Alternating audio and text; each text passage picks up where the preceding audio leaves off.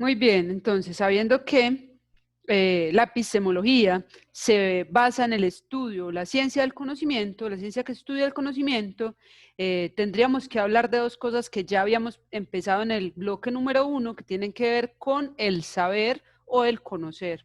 Entonces, podríamos decir que el saber está ligado básicamente en la experiencia y podemos decir que podemos saber algo sobre un objeto o saber hacer algo. No podemos saber en sí un objeto o una persona. Yo no puedo saber una persona. Conocemos los objetos o las personas y conocer implica saber sobre el objeto. Sin embargo, saber cosas sobre el objeto no implica necesariamente tener conocimiento. Conocer un objeto implica entonces saber algo de él, pero conocer es mucho más que poder decir algo o saber hacer o saber algo sobre un objeto. Vamos a poner un ejemplo por acá con Villoro. Si alguien conoce a Juan, puede afirmar que él es irritable, lenguaraz, cejijunto y fanático del fútbol, pero que sepa todo eso no es condición suficiente para afirmar que lo conoce.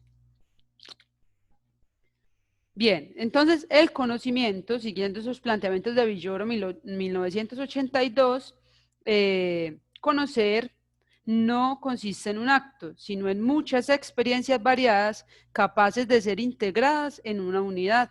Una condición para conocer algo es captar el mismo objeto en diferentes escorzos o matices. Es decir, para poder generar conocimiento es necesario establecer cuál es el objeto y poder generar dinámicas para conocerlo desde diferentes aristas. Entonces, para poder conocer algo, se deben tener ciertas, digamos, cosas claras. Primero, que ese objeto permanezca en el tiempo y en el espacio a través de diferentes presentaciones. Dos, que haya una regularidad en las variaciones de esas presentaciones.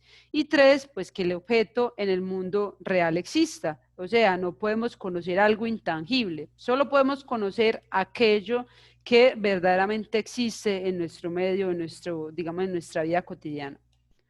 Conocer, digamos que el conocimiento requiere el planteamiento de un objeto de estudio y el concepto o esquema que permite conocer dicho objeto de estudio.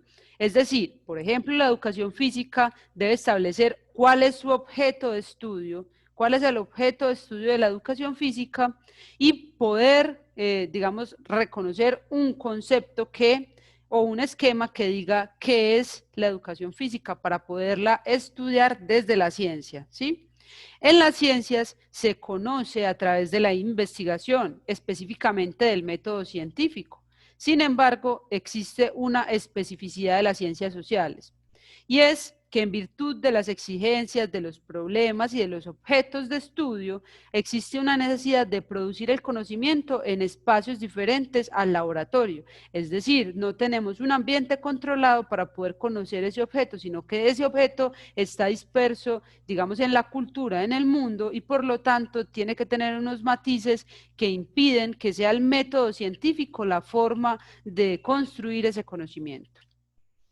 Conocer un objeto requiere, uno, tener un cúmulo de experiencias básicas de lo que existe y que son adquiridas básicamente desde la experiencia.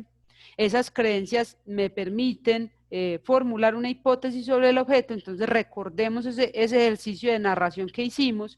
Yo tengo unas creencias, unos imaginarios y digamos, unos esquemas de pensamiento sobre la educación física. Sí, son muy importantes para la construcción del conocimiento, son el lugar que me permite formular hipótesis sobre ese objeto de estudio. Pero necesito, para poder conocer, formular una idea sobre cómo es ese objeto, una idea que me permita inferir varias de las propiedades o las relaciones de ese objeto. Tercero, necesito generar procesos investigativos. Después de que yo formule esa idea, entonces genero un proceso investigativo que me permita constatar o refutar esa idea y por lo tanto generar un avance en el conocimiento. ¿Quién es entonces el que conoce?